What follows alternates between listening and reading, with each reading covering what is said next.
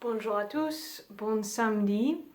Et aujourd'hui, nous allons parler de notre grande figure que nous retrouvons dans l'Ancien Testament. Donc, nous allons parler de Élie. Voilà, donc c'est quelqu'un, si vous ne le connaissez pas, vous pouvez vous plonger dans le premier livre du roi. Donc déjà, il faut le trouver dans votre Bible. Et c'est pas peut-être un livre qu'on a l'habitude de lire dans la Bible, beaucoup, mais c'est très intéressant. Donc vous pouvez aller voir et lire cette histoire d'Élie qui est très intéressant. Et il était un prophète et aussi un grand pèlerin, donc ça peut nous intéresser.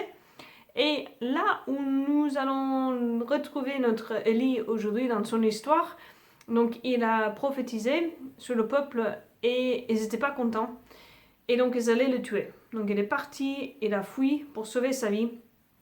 Et à un moment donné, il est dans le désespoir total et dit au Seigneur, Seigneur, voilà, il est au milieu du désert, il est paumé là. Il dit, Seigneur, voilà, j'en ai assez, j'en peux plus, prends ma vie. Et ben le Seigneur non, le Seigneur va l'envoyer des anges pour lui donner à manger. Il va dire, Élie, lève-toi et il faut que tu marches encore parce que le chemin est très long. Et le chemin qui t'attend est très long. Et donc il dit, va en avant et il faut encore marcher. Donc voilà. Et donc Ellie, elle va continuer à marcher et elle va se retrouver, attention, elle va se retrouver confinée dans une espèce de cave. Donc elle se retrouve dans cette cave, confinée. Et bah, c'est là que nous allons prendre notre histoire. Donc si vous voulez connaître mieux tout ce qui lui passe avant ou après, vous pouvez aller voir. D'accord? Donc on va tout de suite se plonger dans cette lecture parce que sans elle, je ne peux pas trop avancer. Allez, on y va. Le Seigneur dit, sors et tiens-toi sur la montagne devant le Seigneur, car il va passer. À l'approche du Seigneur, il y eut un ouragan, si fort et si violent qu'il fondait les montagnes et brisait le rocher. Mais le Seigneur n'était pas dans l'ouragan. Et après l'ouragan, il y eut un tremblement de terre, mais le Seigneur n'était pas dans le tremblement de terre. Et après ce tremblement de terre, un feu, mais le Seigneur n'était pas dans ce feu. Et après ce feu, le murmure d'une brise légère. Aussitôt qu'il entendit, Élie s'est couvert le visage avec son manteau, et sortit et se tient à l'entrée de la caverne. Alors il entendit une voix qui disait, « Que fais-tu là, Élie ?»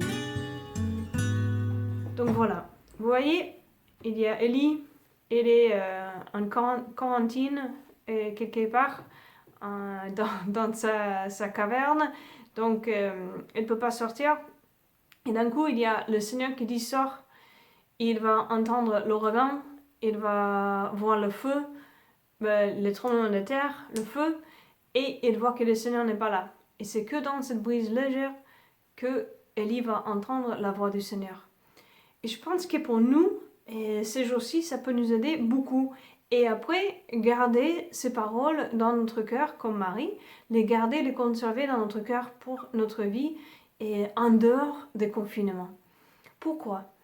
Parce que souvent, nous cherchons, je pense, moi en moins, mais je pense que nous tous, et dans notre vie chrétienne, nous cherchons le Seigneur justement dans les grandes choses, dans l'ouragan, dans le tremblement de terre, dans le feu. Nous le recherchons dans ces grandes manifestations qui peuvent s'arriver aussi, dans des grandes émotions, dans des grands sentiments et dans les grandes choses, alors qu'il est dans ces brises légères, dans ce murmure d'une brise légère. Et si on s'arrête un peu, on peut prendre l'exemple, comme toujours, d'un pèlerinage, mais quand on voit le chemin de Saint-Jacques ou d'autres chemins que peut-être vous avez fait dans votre vie, mais il n'y a pas de grandes choses qui se passent. Dans le chemin de Saint-Jacques, les gens disent, mais vous avez fait quoi? Et tu dis quoi? Tu dis, nous avons marché, nous avons mangé des sandwichs comme ça, nous avons pris 4 goûters dans la journée, toujours les mêmes d'ailleurs, et puis nous avons dormi, et nous avons chanté, puis nous avons marché, nous avons mangé, nous avons dormi, Et puis les gens qui n'ont pas fait les chemins, ils disent mais vous êtes fous. D'ailleurs, c'est très difficile parfois de convaincre les gens que c'est génial et qu'il faut venir parce que il n'y a pas de grandes manifestations, il n'y a pas de grandes choses qui se passent à l'extérieur. Mais le Seigneur, oui, il passe non pas dans un tremblement de terre, mais dans notre cœur, dans cette brise légère, dans ce murmure. Et ces jours-ci, peut-être c'est là que le Seigneur nous attend. Non, l'extérieur, c'est vrai, c'est un peu toujours la même chose et nous ne pouvons pas le changer. Mais le Seigneur, il nous attend dans cette brise légère, qui est peut-être une parole qu'il va nous dire dans le cœur, qui parfois n'est pas accompagnée par des grandes émotions. Je sais que souvent dans la prière, par les chants ou par un moment de prière en silence ou l'adoration, nous pouvons avoir dans notre intérieur des émotions très fortes envers le Seigneur. Et non, et souvent dans les veillées de prière, il y a des gens qui se mettent à pleurer, voilà, et tout ça c'est magnifique.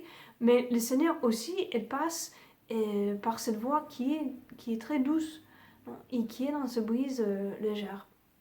Peut-être aussi le Seigneur va passer dans cette murmure d'une brise légère et par l'action de quelqu'un, par un appel d'un ami qui nous appelle, par quelqu'un qui nous prépare le repas, par un moment en famille que nous allons passer.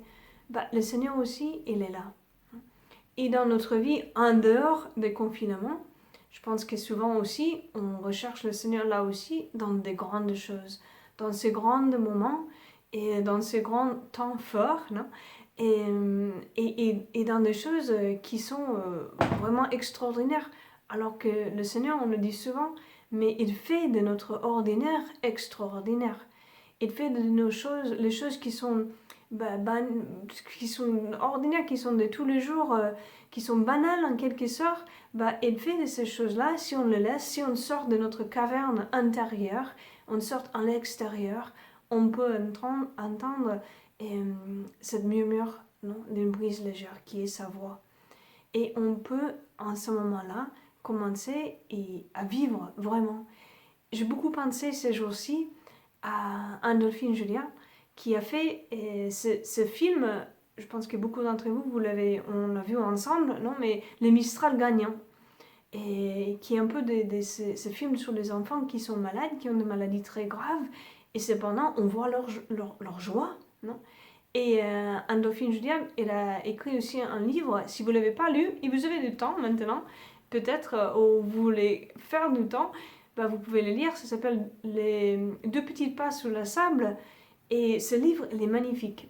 Et à un moment donné, sa fille, Thaïs, qui a 2 ans, je pense, elle est en train de mourir. Et Andolphine, elle dit que pendant très longtemps, elle s'est battue pour savoir comment elle pouvait ajouter des jours à la vie de sa petite fille.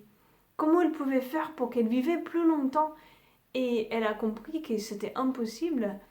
Et à ce moment-là, avec la grâce de Dieu, elle a compris qu'elle ne pouvait pas ajouter des jours à la vie, mais elle pouvait ajouter de la vie aux jours. Et je pense que nous sommes tous invités à faire cela, en commençant par aujourd'hui, en commençant par ce temps qui arrive à sa fin, mais qui est encore dur, ce temps de confinement, ajouter des vies à nos jours. C'est vrai, nous ne sommes pas en train de mourir comme la fille d'Andolphine, mais Andolphine même, elle dit que c'est une choix qu'il faut faire pour tout le monde. C'est un choix que nous devons faire chaque jour quand nous levons, dire aujourd'hui je veux ajouter des vies à ma journée. À ma journée qui a l'air d'être tout simple, mais c'est cette vie que le Seigneur veut nous donner. Si nous acceptons bien de l'accueillir. Et c'est un peu comme Saint Paul aussi, quand il dit dans ce magnifique texte, il va dire qu'il est fort dans sa faiblesse, parce que c'est là où le Seigneur se manifeste. Je vais lire aussi ce texte. Le Seigneur a déclaré « Ma grâce te suffit, car ma puissance donne toute sa mesure dans la faiblesse. » C'est donc très volontiers que je mettrai plutôt ma fierté dans mes faiblesses, afin que la puissance du Christ fasse en moi sa demeure. C'est pourquoi j'accepte de grand cœur pour le Christ les faiblesses, les insultes, les contraintes, les persécutions et les situations angoissantes. Car lorsque je suis faible, c'est alors que je suis fort. C'est comme ça que nous pouvons ajouter des vies à nos jours. En acceptant nos faiblesses, il ne faut pas que nous soyons hyper forts et dire voilà, je vais traverser ce temps, je vais être fort. Ben non, on peut être faible, mais on est appelé à laisser que le Seigneur soit fort dans nos faiblesses, qu'il soit notre force. Je le dis l'autre jour, mais cette murmure, cette brise légère et l'Esprit Saint, et l'Esprit Saint qui nous a été donné n'est pas un esprit de crainte et de peur, mais un esprit de force, un esprit de consolation. Et c'est cet Esprit Saint qui nous aide à donner des vies à nos jours. Voilà. Donc, je vous invite vraiment à tout simplement remettre toute votre vie telle qu'elle est aujourd'hui dans la main du Seigneur. Dire, bah, Seigneur, prends ma vie et prends-le parce que c'est toi qui es ma force, c'est toi mon rocher, c'est toi ma forteresse. Et c'est vraiment un paradoxe, parce qu'on parle de rocher, de forteresse, et cependant le Seigneur il est présent dans une brise légère, dans ce murmure d'une brise légère. Donc laissons le Seigneur nous parler dans le plus intime de notre cœur, avec cette murmure, avec cette brise légère, parce que c'est là où nous allons le trouver, et c'est là, paradoxalement, qu'il va devenir notre forteresse et notre rocher.